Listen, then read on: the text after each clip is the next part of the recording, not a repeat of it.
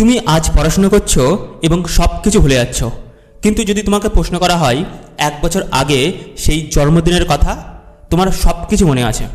অর্থাৎ 1 বছর আগের ঘটনা তোমার মনে থাকছে, কিন্তু আজকের পড়া তুমি কালকে ভুলে যাচ্ছ।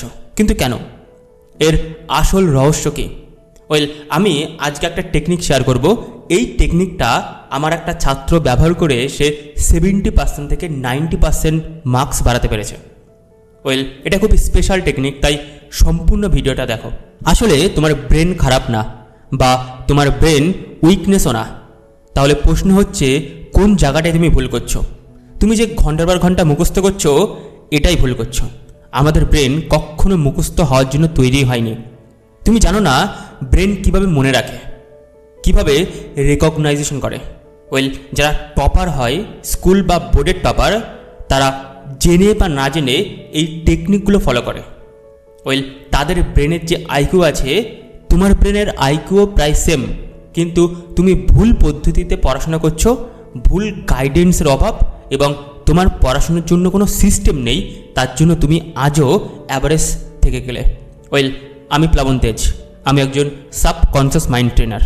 যদি তুমি স্কুলের টপার হতে চাও, বা চাও তুমি তাদেরকে দেখাতে যারা তোমাকে একদিন অপমান করেছিল তোমার বুদ্ধির জন্য, বা তারা বলেছিল যে তোর দ্বারাই কিচ্ছু হবে না, তাদেরকে দেখাতে চাও, তাহলে আমি বলবো আমার কমিউনিটিতে তুমি জয়েন করো।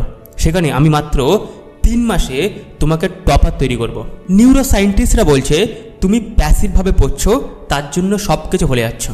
প্যাসিভভাবে পড়লে ব্রেন ভাবে যে এই ইনফরমেশনটা কোনো গুরুত্বপূর্ণ নয়, এবং সেগুলোকে ডিলিট করে দেয়। সো এই টেকনিকটার নাম the brain hack movement study. তুমি পড়তে বসেছো, এবং পড়ার সময় আমাদের ব্রেনকে ইনকোডিং করতে হবে।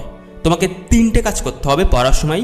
একটা হলো সারপ্রাইজ, দ্বিতীয় হলো শক, এবং তৃতীয় হলো কন্ট্রোভার্সি। যদি তুমি পড়ার সময় এই 3টে কাজ করতে পারো, তাহলে সেই পড়াটা তুমি দীর্ঘদিন মনে রাখতে পারো। ফর এক্সাম্পল, তুমি মাইটোকন্ড্রিয়ার সেলের পাওয়ার হাউস পড়ছো এবং ঘন্টার পর ঘন্টা মুখস্থ করছো। আমি শিওর তুমি এটা ভুলে যাবে। কিন্তু এই টেকনিকটা প্রথমে তোমার ইমাজিনেশন পাওয়ারটাকে ব্যবহার করতে হবে। তুমি ভাববে মাইটোকন্ড্রিয়া একটা ছোট্ট বুড়ো মানুষ, যে তোমার সেলের জিম ওয়েট লিফটিং করছে, এবং সে বলছে দেখো আমি কত শক্তিশালী। তারপরে এই টেকনিকটার পরবর্তী স্টেপ একটা সাউন্ড অ্যাসোসিয়েশন। অর্থাৎ তুমি যখন এটা কল্পনা করেছো, তখন একটা সাউন্ড ব্রেনে তৈরি করতে হবে, এবং যখন তুমি পরীক্ষাতে বসেছো, তুমি এই ছবিটা কল্পনা করছো, সাউন্ড কল্পনা করছো, অটোমেটিক এই পড়াটা ডিটেলসে তোমার ব্রেনের মধ্যে মনে পড়ে যাবে, এবং সেই পড়াটা তুমি সহজে লিখতে পারবে।